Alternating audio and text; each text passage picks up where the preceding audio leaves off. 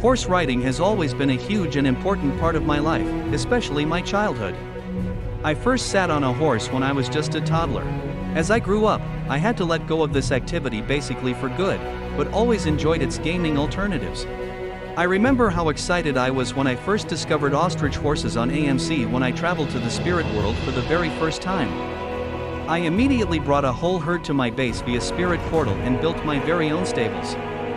Despite having ostrich horses spawning solely in the spirit world as a clever way to motivate players to further interact with the dimension, I've always felt it might be way too impractical for players to travel all the way to the spirit world and force the mobs through the portals, especially if they don't have their bases in water tribes, and that many players simply got discouraged from horse riding on AMC because of how unobtainable the mob is.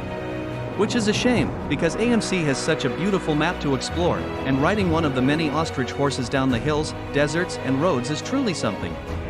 As most players use teleports, air gliders, or sky bisons to travel quickly, they easily miss on this experience.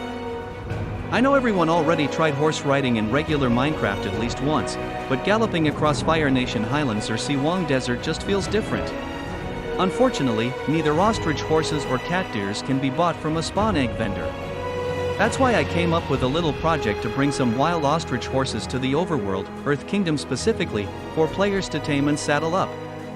Because golden apples are craftable in this version of Minecraft, breeding dozens of these animals and releasing them to the wild wasn't unrealistic to me.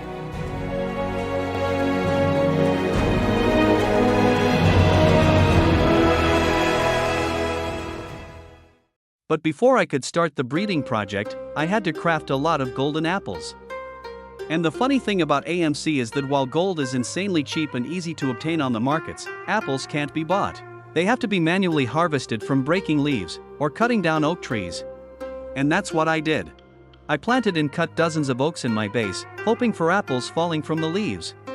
I spent hours and hours just harvesting this way.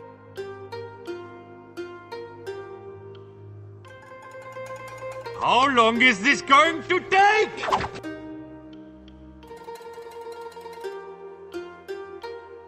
When getting a decent amount of golden apples, it was time to breed the first generation of the future Omashu herd, as I named it. During my first year on AMC, I collected all 14 variants of ostrich horses, and created a pair of each one of them for my carriage collection.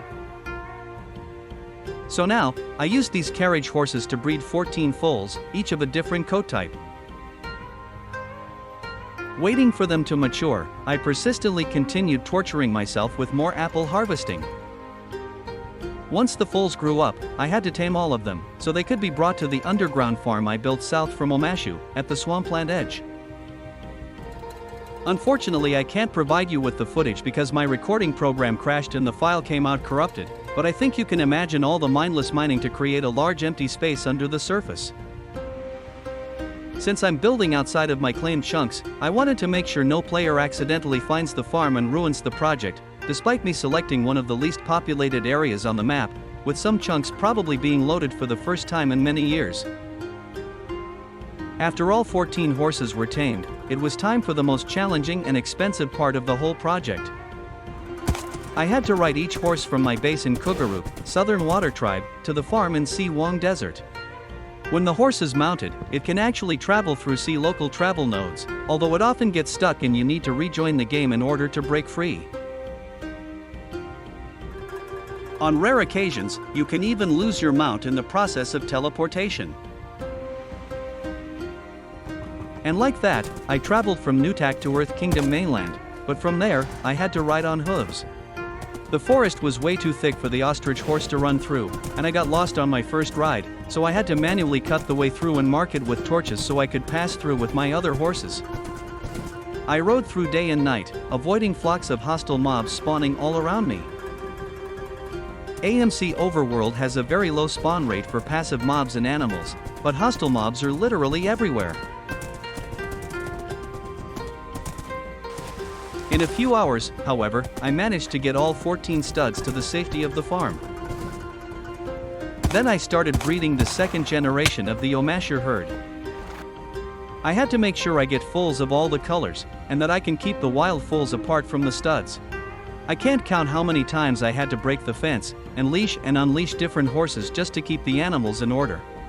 It didn't help that the foals are almost inseparable from the adults and will break the leash and run to their parents in most cases.